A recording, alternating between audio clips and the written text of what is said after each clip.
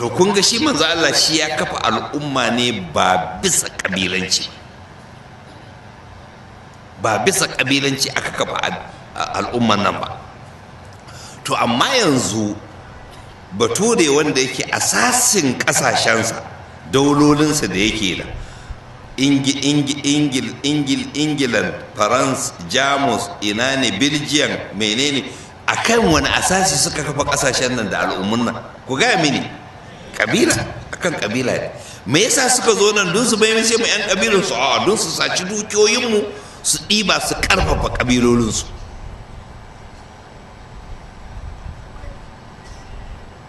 Sai domin bukatan haka nan sai suka kirkiro mana kasashe, suka ce nan Nigeria, nan Niger, alhali da mu da Niger uwan mu ɗaya uban mu ɗaya, harshen mu ɗaya, asalin mu ɗaya, al'umma mu ɗaya, addinin mu ɗaya, wai amma wasu Niger wai su mulkin Faransa ne, nan kuma wai mu Ingilishi. To mu yanzu an yi wai an mana nation, an yi mana state. Kun san state din mu? Nigeria. To kun san wai mu zuwa ne? Mu wai Nigeriawa ne. To kuma yanzu mu al'umma ne, muna da ƙungiyar ƙwallon ƙafanmu, muna da tutanmu, muna da shugabanmu, kuma sunanmu ƙasa ɗaya, al'umma ɗaya, babu bambancin addini, ƙasa ɗaya mu koma ɗaya. Duk cikanmu sunanmu Nigeria. To famal duba da kyau yanzu da Allah inda za a taso ranar alkiyama, a ranar lahira, ka ji mala'iku suna cewa ina Nigeriawa. Wallahi na san za ka nemi maɓoya, don ka san aka tattaro 'yan Najeriya ƙarƙashin jagorancin shugabansu, kana tsammani na za a ji. A'a ban ce ka faɗa ba.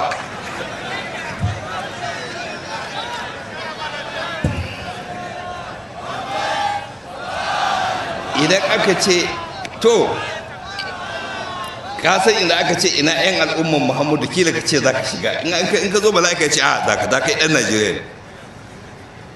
To dan fa za ka fara ce a to ai ina amma musulmi ce a to ba ka ce kai ba Najeriya ne ba tsakaninka da wani ɗan Najeriya ba bambanci, kuma mu kasan ku ɗaya, al'umman ku ɗaya, makoman ku ɗaya. Shi annabi ya kafa Najeriya ne? Ina tambaya, Allah ne ya yi Najeriya? Ya yanka nan wuri ya ce ku sunan ku Najeriya? To wane ya yanka muku? Yau batu ne. Ko ya sa muku sunan Najeriya, ko rago ma bai yanka ba da ya raɗa muku sunan ma da walaƙanci a ciki. To a wancan karan nake faɗin cewa to kai mun ce ma to ba ƙabila ne, ba kuma ƙasa ne.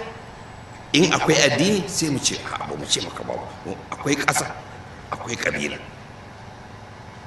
Ba gashi ba Allah ta'ala ce waja'alnakum shu'uban wa qaba'ila.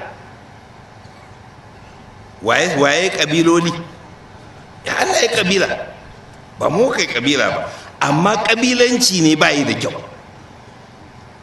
Me ƙabilanci? Nuna bambanci a bisa asasin ƙabila shine bai da kyau, amma ƙabila halittar Allah ne. To ƙasar nan iyakokin ƙasa da shuke-shuke da ruwa wanda ya kawwana yankin da ake ce ma Najeriya, bature ya yi ƙasa, shi ya keta kogi, shi ya tsiro da tsiro. To ka gani muna nufin in ya zama asasi na aƙidan mutane shine 'yan kasanci, to ya zama musu a madadin abin da musulunci yake ma al'umman musulmi, shi kuma 'yan kasancin yana mabaɗan ƙasa, domin su turawa actually addinin su shine wannan 'yan kasancin, don shi ya zaburantar da su, shi kuma yasa suka zo nan domin ƙarfafa ƙasashensu. Su imani suke da wannan, to mu kuwa muna da abin da muka imani da shi, wanda mu kuma shi ke zaburantar da mu, shi ne asasi na aƙida, asasin imani.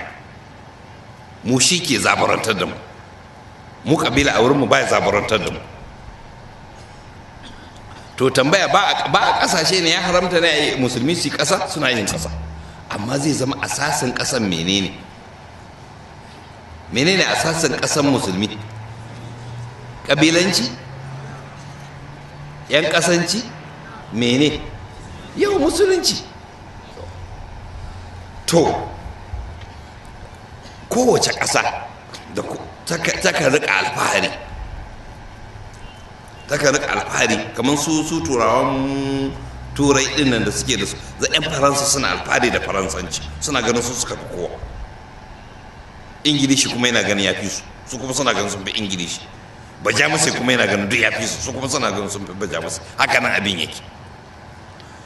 Sau kowane yana tinƙaho da ainihin abin da kakanninsu suka haƙaƙa, wani abu da suka yi wanda yake alfahari da shi, da wannan yake ganin ya fi wasu. To sun ce in an bi wannan ta'arifi na ma'anan al'umma nation, Najeriya nation ne. Kun san abin da ya mai sheta nation? Domin sun ce abin da ke mai da mutane nation al'umma shine tarihi guda. Sun tara tarihi ɗaya, wannan tarihin sai ya zama shine asalinsu. To Najeriya ma al'umma ce saboda ta haɗa tarihi guda. Kun san tarihinta? Shekara kimanin 60 tana ƙarƙashin mulkin mallakan Ingilishi. Wannan shine tarihin, shine common history da ya haɗa. Me mai she mu duk cikin mu al'ummar Najeriya? Ina tambaya ne, idan za mu yi za mu ce Najeriya al'umma ce, sai mu ce me mai she ta al'umma? Kasamtuwan ta kasance ƙarƙashin mulkin mallakan turawan Ingila har shekara kamar 60. Wato turawan Ingila sun bautar da mu shekara 60 mu bayansu ne. To shi wannan bautar shi ya mai shi al'umma, saboda mun haɗa tarihi ɗaya. Shi ya haɗa Najeriyan arewa da na kudu, saboda duk cikansu yantattun bayi ne, in ba sun sami yanci, yantattun bayin turawan Ingila. To duba da ka gani malam, ka san mutane suka rika alfahari, ka san kamar mutanen Misra suna alfahari, su ne Misrawan daɗin nan wanda suka haifar da wani wayewa wanda ya isu ga dalolin nan ainihin kakanninsu suka yi. Kaga farisa na alfahari, su farisa ne saboda su suka haifar da wata babban daula da hatta Misra sai da ta biya su haraji. Su ma suna da irin wa'yansu hamshakan gine-gine wanda ake zo a gani wanda kakanninsu suka yi. To munan in muka zo, ɗan Najeriya zai alfahari shi ɗan Najeriya ne, me zai shirin kaho da shi? Sai dai ya kai ka Badagri, ya nuna maka inda ake ɗiban bayi da yadda ake ɗaure su aka yi Amerika. Da lokacin da aka yi biki, sarauniya ta zo, aka sauke tuta na Ingila, aka ɗaga Najeriya aka tafa. To shi ne abin alfaharinka, sai kai tsohon bawan Ingilishi. To tambaya, za ka abin alfahari ne wannan? Shi yasa Najeriya ba ta da asasin da za a yi alfahari da shi. Domin duk wata al'umma da ka ganta, za ka ga tana da abin da take tinkaho da shi, take alfahari da shi. Amma Najeriya ba da za a ɗan Najeriya ya alfahari. In ku hayi alfahari sai ce sai ni wanda ban kaina bai waye ba, ina nan maye ɗan bori matsafi baturen ingila ya zo ya kawo man ilimi alhali ne jahili ne, ya bani riga alhali ne tsirara nake tafiya, ya koya mani ilimi alhali ban san kame ba, ya wayar da ni alhali ina da duhun kai, ya bautar da ni alhali da dama ina kara zube nake bautar da ni, kuma ya yanta ni. wannan abin alfahari ne. Kuma yanzu ma kun san me harshen mu, harshen Najeriya, kun san menene ainihin harshen ƙasa? Kun san menene harshen ƙasar nan? Wai Ingilishi ne. Shine official language. Wai mu Ingilishi ne. Alhali shi Ingilishi a Ingila harshen ubansa ne. Kai ma na ubanka ne kai ma? Mana shi zai alfahari da kayan su ne, nasu ne, kai naku ne. Wai suna ka harshe sunan shi ba na kyula. Ko me ba na kyula yake nufi ban sani ba. Ingilishi wai shine harshen mu, wai shine harshen ƙasa. To ina haka nan muka zama nation, wai kuma haka za mu zama ma. Haka wasu ke gari. Abadan mu bayi ne. Matukar Najeriya ta wanzu, za ta wanzu ne domin kyautata ma waɗanda suka kirkire ta, domin ba su kafa ƙasar nan domin mu ba. To tambaya me kake nufi? Zama ne a ce to ni maganan ga me kake nufi? Za mu wargaza Najeriya ne? Wargazawan za a yi. Lalle ba mu bukatun Najeriya sam. Wani abu muke bukata wanda za mu yi alfahari da shi. To tambaya, muna da abin da za mu yi alfahari da shi? Kakanninmu sun yi wani abin alfahari? Yawa mu kafa akan wannan asasin. Dan me za mu haɗu akan abin da mu ba albabin alfahari bane a wurin mu, abin takaici ne. Dole ne ai Najeriya mato.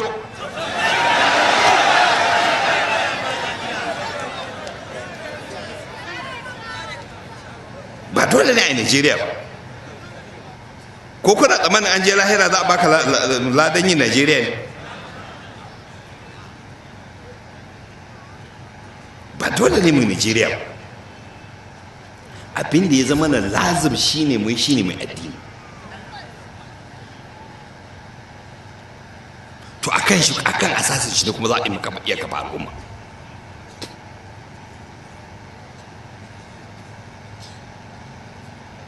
Al'umma tsoro a kan itikadinmu. Yanzu mu ba ba mu abin alfahari ba, an ba mu abin da yake kawai abin takaici ne. Shi yasa kuma matukar ƙasar nan ta wanzu, lalle ba ta wanzu domin amfanin mu ba, kuma za ta taba amfanin mu har abada, har sai mu in kafa namu. To tambaya, kafin bature ya zo kakanninmu ba su kafa ƙasa ba ne? Yawwa sun kafa. Ko kuma ta da jihadin shi Usman dan Fodiyo ne, shekara 100 kafin zuwan bature an kafa daula a asasin imani.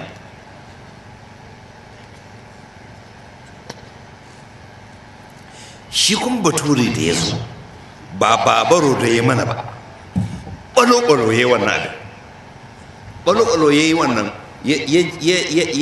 ya tabbatar da cewa ala dole sai ya ci Sokoto da yaki. Ya macin ya je Sokoto, ya rutsa da Sokoto, ya shiga ta kofa guda, ashe ya yi mu mutane abin da ake ce ma kofar rago. Can duk kofofin fita garin ya ji an yi sa sojoji sun kwanton ɓauna da wuta, ya yi wuta ta kofar da suka shiga, kofar taramniya. Duk wanda ya yi gudu sai a harbe shi, don sojoji sun yi kwanton ɓauna a duk sauran kofofin garin. Duk wanda ya fita sun harbe. Wayan ba wanda ya saura, wanda shi sarkin musulmi a tayar da ya fita kafin su je garin, kuma suka bi shi suna neman sai sun yaƙe shi, suka cin masa a barmi, kuma suka yi kisan gilla, sai da suka loda gawawaki, sai da suka yi dala, ko in ce daloli na gawawaki.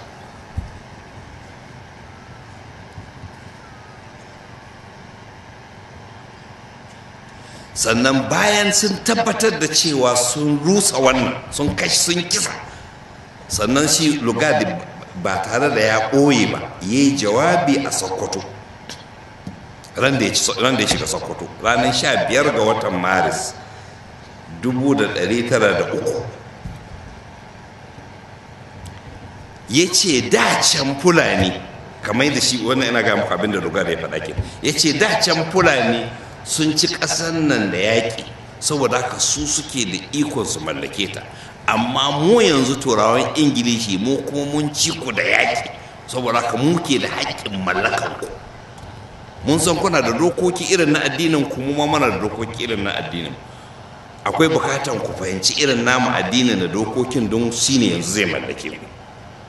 Kuma har ma ya dokokin Ingila da Larabci, akwai littafin da an rubuta da irin rubutunmu da Arabiya aka ana ga musu mulkin yadda tsarin mulkin sarkin Ingila yake, don su fahimci yanzu sun koma ƙarƙashin Ingilishi. Kuma har wala yau bayan lugada ya yi wannan bai tsaya nan ba, aka yi wani biki a ranar 4 ga watan April na 1903 aka yi biki a Lokoja. Duk ya tara sarakunan da ya ciccire su daga sarauta da malaman da ya kamo, ya zo da su aka tara su a Lokoja a wani wuri, aka yi musu bayani, aka ce musu can kun ga tutanku, aka ɗauko tutan ɗan fodiyo aka ce kun ga tutan da tutan ɗan fodiyo yana da la ilaha illallah muhammadu rasulullah ciki, aka ce da ƙarƙashin wannan tutan kuke, amma yanzu bari ku ga matokoman tutan, aka kawo ta aka cinna, sannan aka ɗauko tuta mai cross na Ingila aka ɗaga, aka ce yanzu kuna ƙarƙashin wannan tutan, duk sarakunan suna ji. Aka ce kuma aka ɗauko alƙur'ani aka ce da can wannan shine dokanku, amma yanzu bari kuma kawo makoransu, aka ɗauko wani tsinannen bature ya kwara azzakaransa ya tsulala ma ƙur'ani fitsari. Wannan ya auku ne, ba ma kana hadisan yuftara, ya auku ne, karanta tarihi ka gani, ya tsulla ma alƙur'ani fitsari. Ya ci suka ce to daga yau dokan alƙur'ani ya kawo ƙarshe.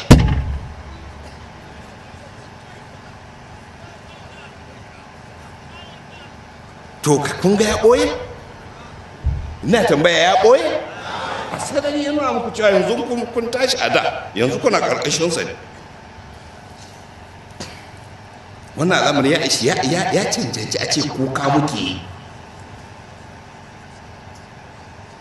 Amma sai muka waye gari, wai mutane alfahari da bature, wai ya kawo adalci. Alhali Allah ta'ala ne cewa inna shirka la zulmun azim, wai ya kawo adalci ne, wai ya kawo ilimi.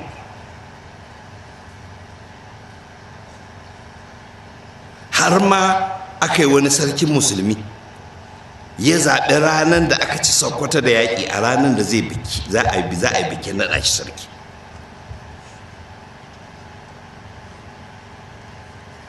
Ya zaɓi 15 ga watan Maris, ya ce ya kuma faɗa a jawabinsa, na zaɓi ranar 15 ga wata domin ya dace da ranar da bature ya ci Sokoto. Kaka abin alfahari ne cin Sokoto da yaƙi.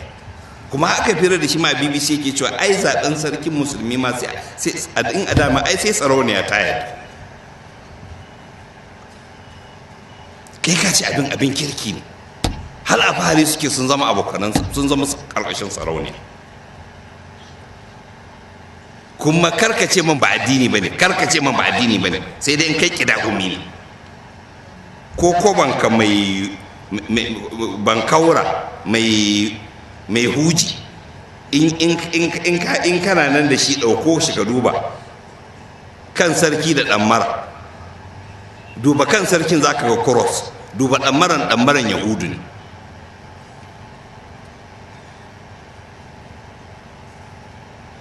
Karkace man ba addini bane, addininsa ya kawo. In kuma ka ce man ba addini bane to komi ne shi, amma ba musulunci bane ko?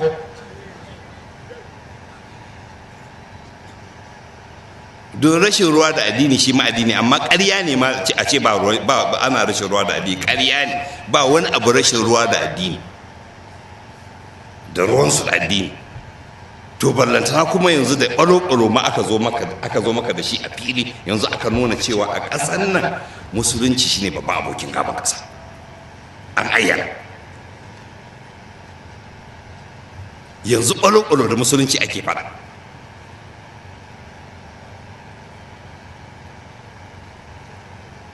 Me kuma kake jira? Su sun ayyana maka a sarari yanzu da suka ɗora musulunci da abokin gaba. Na'am, sun iya yaƙan musulunci din, suna yaƙan shi ne da sunan ta'addanci, amma su suke ta'adda. Su za su yi ta'adda su bana ma musulmi su dira masa, amma musulmi kawai ke yin ta'adda. Alhai daga su ne manya-manyan 'yan ta'adda. Ba su kafa ƙasar nan ba sai da suka yi daloli da gawawakin kakanninmu. Aka ce lokacin da suke ba da labarin yakin barmi, suka ce su abin da ya ba su mamaki, akwai wasu mutane, akwai wasu jama'u da suka ɗaura ƙafafuwansu cewa ba gudu ba ja ba sai dai ko su mutu, amma ba su sallama bature ba. Sai suka haɗu suka ɗaura ƙafafuwansu da igiyoyi, haka nan suka riƙa yaƙi har suka mutu gaba daya. Sai aka ga gawokinsu da igiyoyi a kafafuwansu. Sannan kuma sai aka ce sai shi ke ce, sai shi wani baturen da ke ba lugard rahoto sai ya ce abin da ya ba mamaki, akwai wani mutum ya hau kan ganuwa, shi bai gudu ba, ya tsaya har aka harbe shi yana kan gano, bai ja baya ba. Sai ce ya baka mamaki, ya ce mutum 40 suka yi haka nan a Sokoto, wanda suka tsaya kan ganuwa sai dai su mutu. Yanzu ku tsaya wanda suka bada ransu din nan sai dai su mutu da sallama bature, suka gama wannan ba tsine mana albarka za su yi.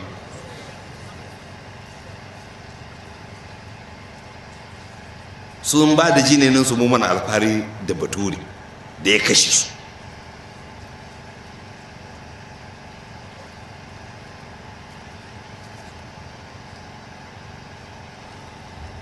To yanzu abin da muke cewa shi, in yanke muku magana a takaice, ba wani asasi da Najeriya ta kafa akai. In ma ta kafa akan wani asasi, sunan asasin hawiya, ta kafa akan hawiya ne mai ribdawa. Muna son mu kafa al'umma wadda take da asasi, al'umman da za mu yi alfahari da ita.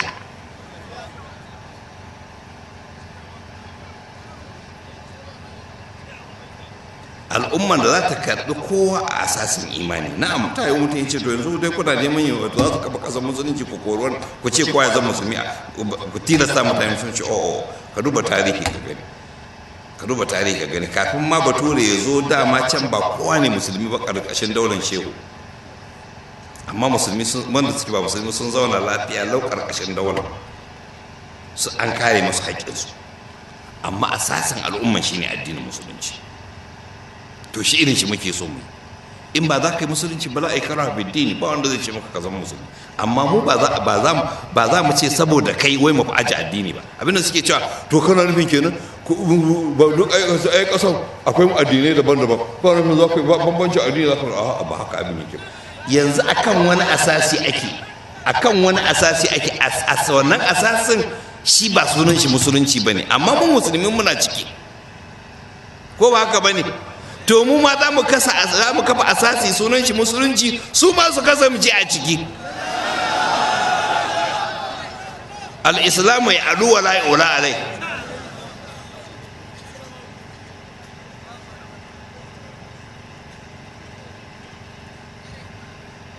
Sai a kare maka yancinka in kai ba musulmi bane. Duk addinin da kake da bukatan kai abinka, ba mu da matsala da wannan. Amma ba haƙƙin, kana da haƙƙi muna da haƙƙi, amma ba shi daga cikin haƙƙinka mu aji addinin mu duk mu zauna tare da kai, ba haƙƙinka bane. ko haƙƙin wani ne wanda ke ba musulmi mu aji addinin mu don mu zauna tare da shi? Abinda suke ce mana kenan, ko aji addinin ka waje guda sai a zauna da wanda ke ba musulmi.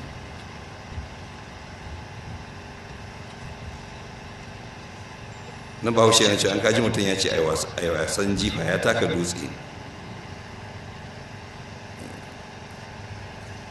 Ainihin tun da kaji sun ce a yarda addini ba su da addini, ba wanda yake da mankimin da ce a yarda addini ai bai da addini kenan. Balhalanta kuma fi'ilan gaskiyan magana shine lalle ba an aji addini wani addinin su bane, addinin su aka abinda ake yayi daidai a tunanin su, mu ne bai mana daidai. To za mu kafa asasi akan addini ne, al'umma dole ta koma turban imani lazim. To ita wannan al'umma ita ce za mu yi alfahari da ita. Ya za mu yi da Nijeriya nan? Sai mu ce in dai Nijeriya ce in ya so ta tafi jahannama, in ƙasa ta kafu akan addini, in dun Nijeriya ta zama tana ciki falilahi alhamdu, sai ma mu ƙara, mu ba mu ga dalilin sa ma za a yi Nijar ba. Nijar ma ta shigo,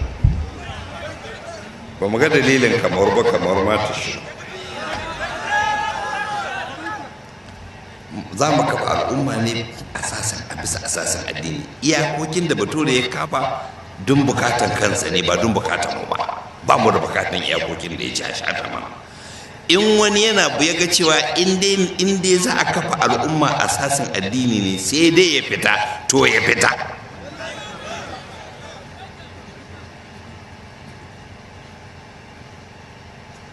Amma domin shi ba za mu fasa ba.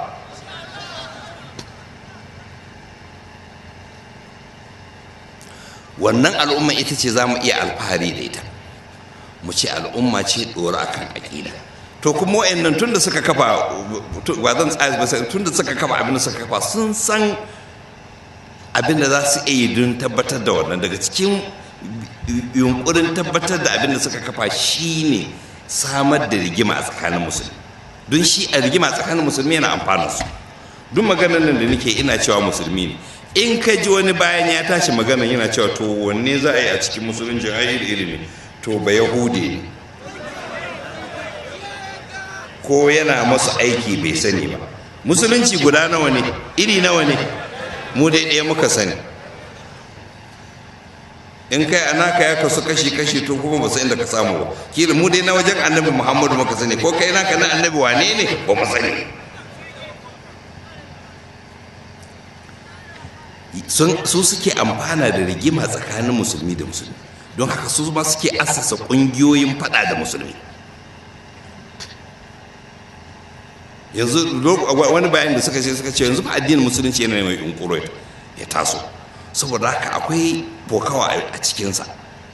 Don haka dole mu duba musulmi mu ga wani bangare za mu ɗauka, wani za mu taimaka. Sai suka duba suka ce wai musulmi sun kasu kashi uku a fahimtar su.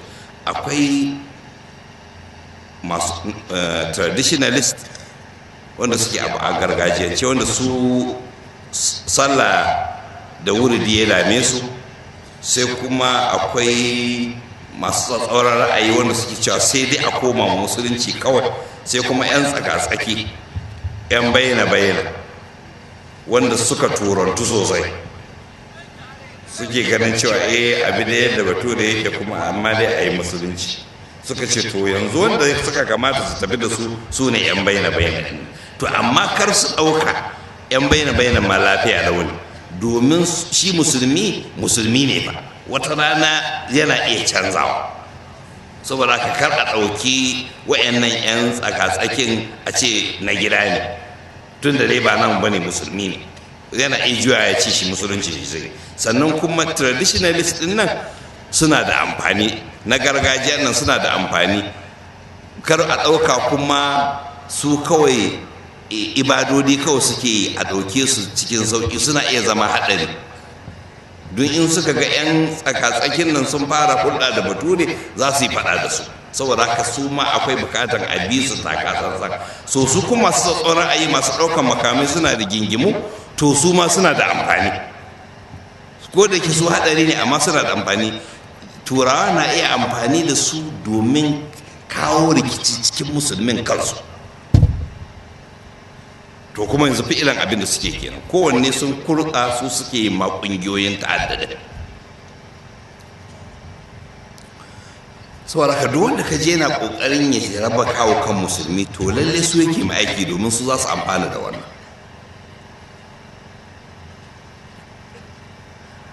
Amma na saba in kan yi wa'azi in karkar magana da cewa da ba da fata, yannan fa lokacin da muke fa lokaci ne fa na tabbatan addini. Allah fa ya ga daman fa addinin nan fa zai fa tabbata, domin alƙawari ne kuma Allah baya saba alƙawari. Saboda ka addini kamar ya dawo, kuma kamar ya mallaki duniya, ko ana so ko ba a so. Saboda ka ya rage ma mutum, za a yi da shi ne ko kuma ba za a yi da shi ba, amma za a yi. Saboda ka in kana, ya rage maka ka zaɓi ko kai a yi da kai ko kuma a yi ɗin baka, don ka fice ba zai hana a yi ba, sai a yi baka. Ya kamata mutum ya tunanin wace gudunmuwa zai bayar ne, maimakon ya tunanin shi ya zama ɗan zura ido. Kamar yadda duk lokacin da ka ga gwagwarmaya na dawo da addini, mutane sukan kasu kashi uku ne. Ɗaya 'yan ƙalilan masu gwagwarmaya su fafata, ɗaya kuma azzalumai waɗanda suke ganin wannan dawon addinin za su rasa mukaminsu, saboda haka za su yi fara da abin. To ɗaya kuma ɗan zura ido, su ne majority. Wane zai buge mu bi shi?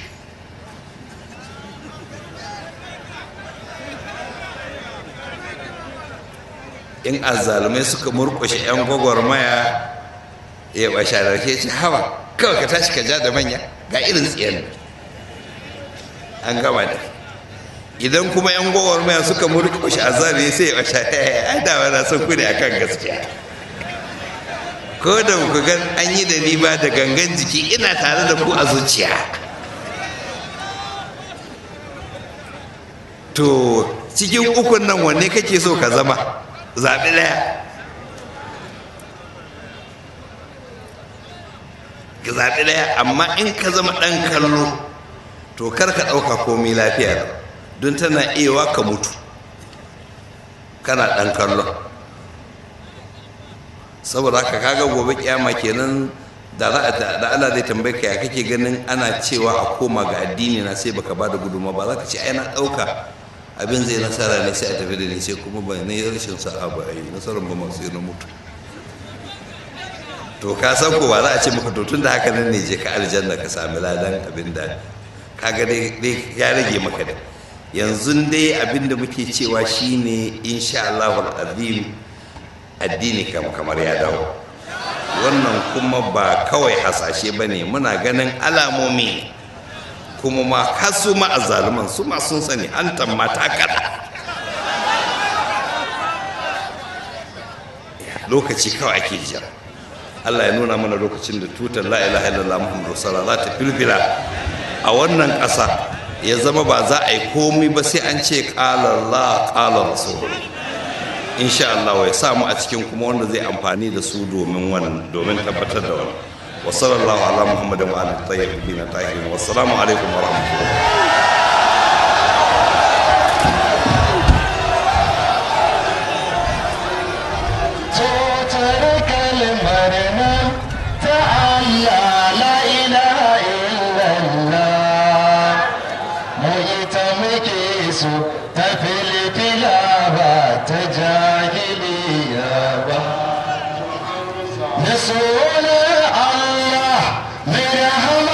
سبحانك